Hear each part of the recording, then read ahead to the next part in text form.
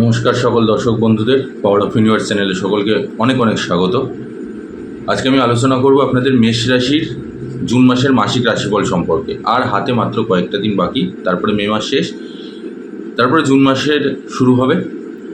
তো আপনারা আশা করছি সকলে অধীর আগ্রহে বসে আছেন এটা জানার জন্য যে জুন মাসটা আপনাদের কীরকম আসতে চলেছে, কতটা বাধা বিপত্তি বা কতটা ভালো খারাপ, কতটা সুখ শান্তি, কি কি ঘটতে পারে বা কি কি আসতে পারে, এই সব কিছু নিয়ে আলোচনা করব। এবং ভিডিও শেষে আপনাদের জন্য যেরকম প্রত্যেক মাসে একটি করে আমি প্রতিকার বলে থাকি বিশিষ্ট প্রত্যেকটি রাশির জন্য ইন্ডিভিজুয়ালি, ঠিক সেরকমই এই মাসেও আমি আপনাদের জন্য একটি প্রতিকার বলে দেবো। জুন মাসে মেষ রাশিদের জন্য একটি প্রতিকার, যেটিকে আপনারা অবলম্বন করলে পরে যথেষ্ট ভালো আপনাদের ফল লাভ করবেন।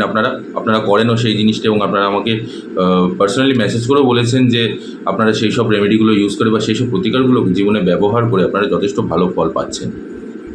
তার জন্য অশেষ অশেষ ধন্যবাদ আপনাদের সকলকে যে আপনারা এতটা বিশ্বাসের সাথে জিনিসটাকে ব্যবহার করছেন, সেটাকে অবলম্বন করছেন আপনাদের জীবনে এবং সেটাকে পালন করে চলছেন। আমি ঈশ্বরের কাছে আপনাদের সকলেরই শুভকামনা করব। তাহলে চলুন আর বেশি কথা না বাড়িয়ে মেষ রাশির জুন মাসের মাসিক রাশিফল সম্পর্কে আলোচনা করছি। সর্বপ্রথম আমি যেটা নিয়ে আলোচনা করব সেটা হলো আপনাদের কর্মজীবন এবং ব্যবসায়িক জীবন নিয়ে। কর্মজীবনের দিক থেকে দেখতে গেলে এই মাসটা আপনাদের যথেষ্ট ভালো ফল দেবে।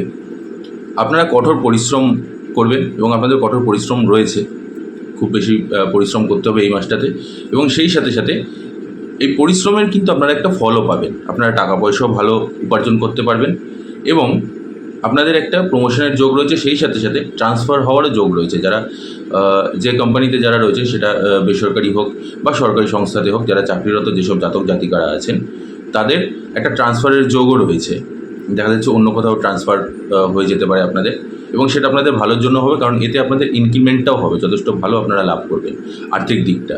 অফিসের মধ্যেও আপনাদের যথেষ্ট ভালো একটা সৌহার্দ্যপূর্ণ পরিবেশ থাকবে আগামী মাসে, এবং সেই সাথে সকলের কাছ থেকে আপনারা কিন্তু ভালোবাসা এবং সেই সাথে আপনারা সহযোগিতাও পাচ্ছেন।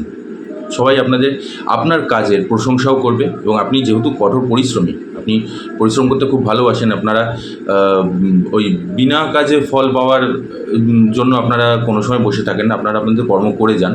তো সেই দিকটা আপনাদের খুব ভালো একটা ফল দিতে চলেছে। এবং সেই সাথে আমি বলছি এবার ব্যবসায়ীদের ক্ষেত্রে, ব্যবসায়ীদের জন্য কিন্তু এই মাসটা যথেষ্ট অনুকূল রয়েছে। আপনাদের আর্থিক দিকটাও যথেষ্ট সবল হবে।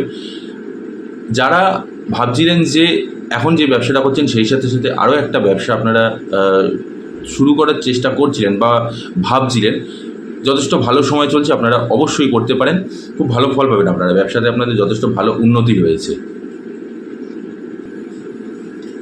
এবার আমি আলোচনা করব শিক্ষার্থীদের জন্য, শিক্ষা বিষয়ে আলোচনা করব। শিক্ষার্থীদের জন্য, যারা সাধারণ শিক্ষার্থী রয়েছেন তাদের জন্য কিন্তু এই মাসটা একটু উত্থান পতনে যাবে, একটু আপনাদের কঠোর পরিশ্রম করতে হবে, না হলে কিন্তু আপনাদের এই মাসে যথেষ্ট বাধা বিঘ্ন রয়েছে শিক্ষার ক্ষেত্রে।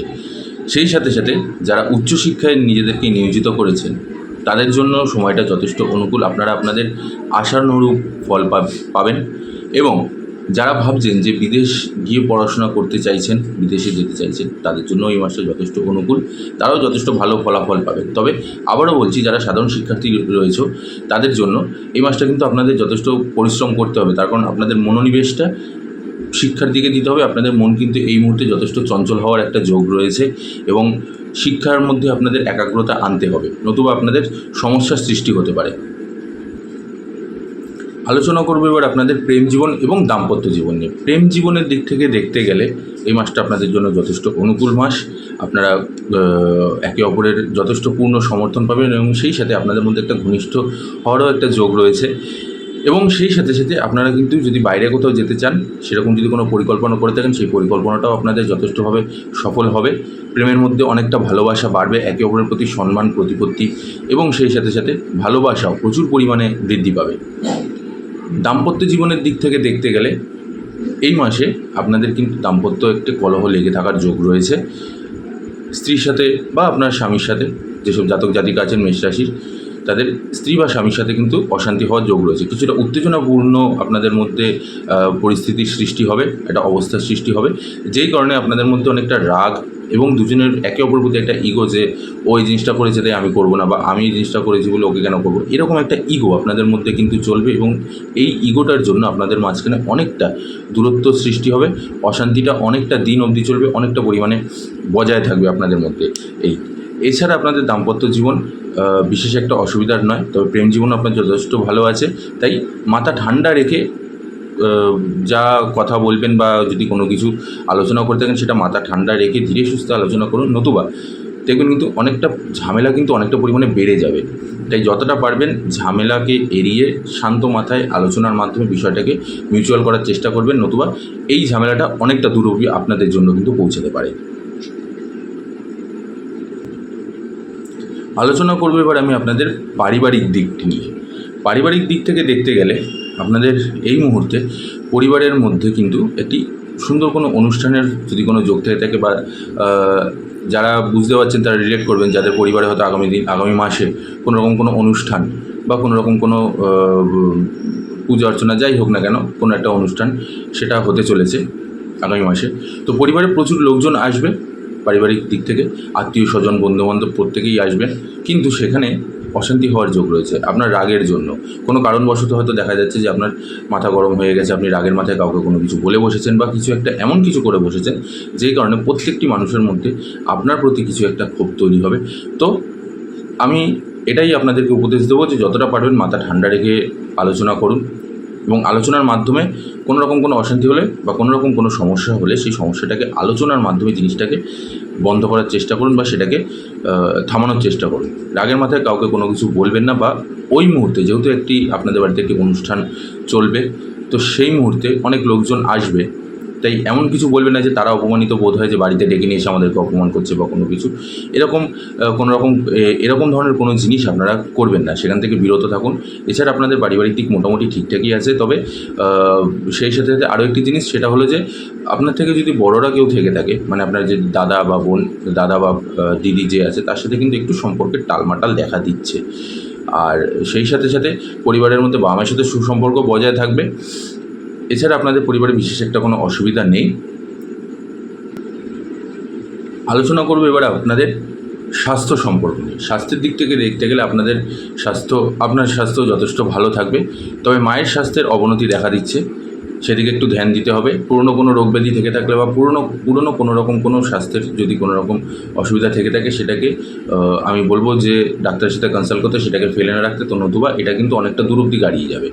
এছাড়া আপনাদের পরিবারের সবার মধ্যেই স্বাস্থ্য যথেষ্ট ভালোই থাকবে, আপনার স্বাস্থ্য যথেষ্ট ভালো আছে, কোনো রকম কোনো অসুবিধা নেই। ওভারঅল দেখতে গেলে আপনাদের এই মাসটা কিন্তু একটু উত্থান পতনে পূর্ণ রয়েছে। আর্থিক দিকটা আপনাদেরকে একটু চিন্তাভাবনা করে এগোতে হবে। বিদেশ যাওয়ার আপনাদের অনেক যোগ রয়েছে, বিদেশে গিয়ে আপনারা কাজবাজও করতে পারবেন, শিক্ষার দিক থেকেও আপনারা যেতে পারেন, বা ভ্রমণের জন্য যদি আপনারা মনে করে থাকেন, তাহলে সেই বিদেশ ভ্রমণের যে যোগটা, সেটাও আপনাদের এই মাসে যথেষ্ট ভালোভাবে রয়েছে।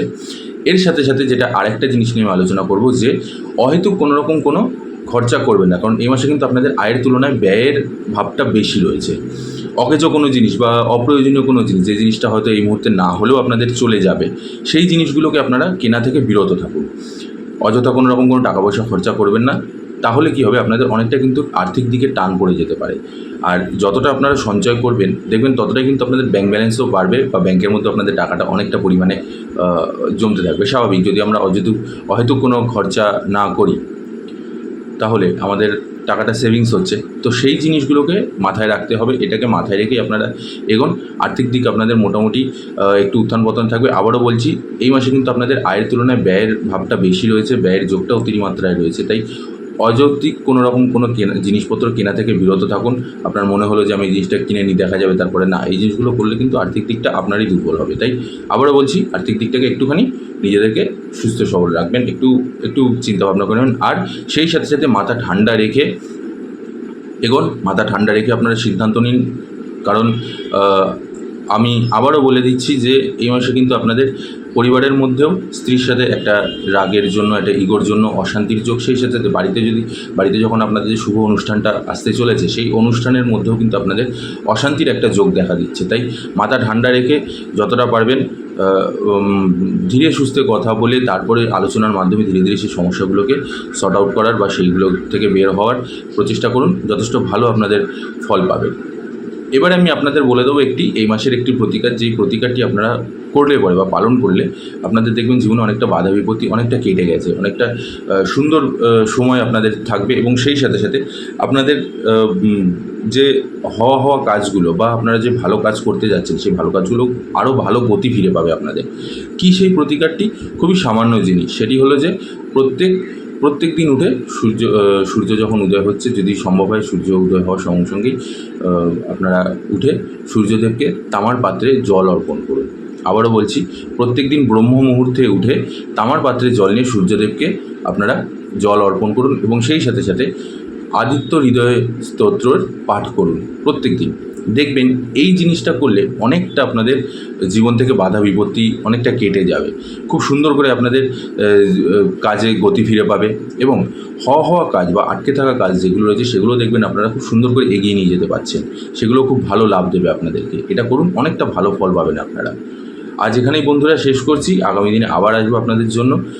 ভিডিওটি ভালো লাগলে অবশ্যই একটি লাইক করে দেবেন। আমার শুধু একটাই রিকোয়েস্ট, আমি প্রত্যেকটি ভিডিওতে বলি, শুধু একটি লাইক করে দেবেন। লাইক করতে বেশি একটা অসুবিধা হয় না, জাস্ট একটা লাইক করে দেবেন, আমি তাতেই সন্তুষ্ট। কারণ লাইকটা আমি এই কারণেই করতে বলছি যে আমি যে আপনাদেরকে লাইক করতে বলছি, এটাতে আমার একটা সন্তুষ্টি যে আমি যে ভিডিওগুলো আপনাদের জন্য বানাচ্ছি সেই ভিডিওটা বানানোটা আমার সফল হচ্ছে, আপনারা পছন্দ করছেন, আপনারা ভালোবাসছেন।